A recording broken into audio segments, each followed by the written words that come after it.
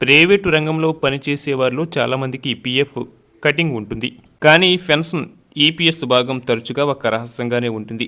PF వడ్డీ అసలు మొత్తం పాస్బుక్లో స్పష్టంగా కనిపిస్తుంది. కానీ పెన్షన్ కాలం ఎల్లప్పుడూ గందరగోళంగా కనిపిస్తుంది.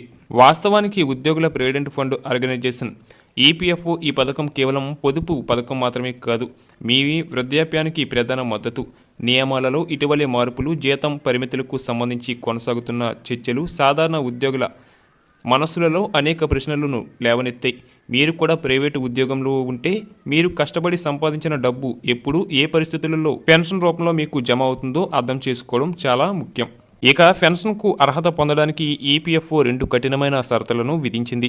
వీటిని నెరవేర్చకుండా నెలవారీ పెన్షన్ ప్రయోజనాలను పొందలేం. మొదటిది అతి ముఖ్యమైన షరతు ఏంటంటే 10 సంవత్సరాల పెన్షన్ సర్వీసు పూర్తి చేయడం. సర్వీసు సంవత్సరాలను లెక్కించే పద్ధతి భిన్నంగా ఉంటుందని అర్థం చేసుకోవడం ముఖ్యం. మీరు మధ్యలో ఉద్యోగాలు మార్చి మీ పీఎఫ్ డబ్బులు విత్డ్రా చేసుకుంటే ఆ గత సర్వీసు సమయం మీ పెన్షన్ సర్వీసులో లెక్కించబడదు. మీరు మీ పీఎఫ్ని కొత్త కంపెనీకి బదిలీ చేసినప్పుడు మాత్రమే పెన్షన్ సర్వీసు లెక్కించబడుతుంది. అలాగే రెండవ షరతు వయస్సుకు సంబంధించినది.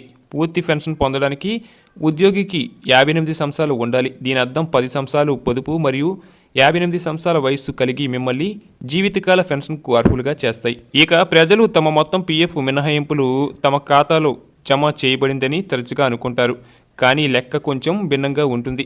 మీ యజమాని మీ పీఎఫ్కి చేసే సహకారంలో 8.33% ఉద్యోగుల పెన్షన్ పథకం ఈపీఎస్కి వెళుతుంది. అయితే ఈ సహకారం మీ మొత్తం జీతం ఆధారంగా కాదు, ప్రభుత్వం నిర్ణయించిన వేతన పరిమితిపై ఆధారపడి ఉంటుంది. అందుకే నెలకు లక్షల రూపాయలు సంపాదించే ఉద్యోగి కూడా ఒక నిర్దిష్ట పరిమితికి మించి పెన్షన్ పొందలేరు. ఆ డబ్బు నేరుగా మీ చేతిలోకి రాదు, కానీ ఒక పూల్లో జమ చేయబడుతుంది. ఇది పదవి విరమణ తర్వాత మీరు నెలవారీ ఆదాయంగా తిరిగి పొందుతారు. అలాగే ఉద్యోగస్తులు ఎప్పుడు 10 సంవత్సరాల సర్వీసు పూర్తి చేయకపోతే వారి పెన్షన్ డబ్బు పోతుందేమో అని భయపడుతుంటారు. అయితే అది నిజం కాదు. మీ మొత్తం సర్వీసు 10 సంవత్సరాల కన్నా తక్కువ ఉంటే మీరు నెలవారీ పెన్షన్కు అర్హులు కారు, కానీ మీ డబ్బు సురక్షితంగా ఉంటుంది.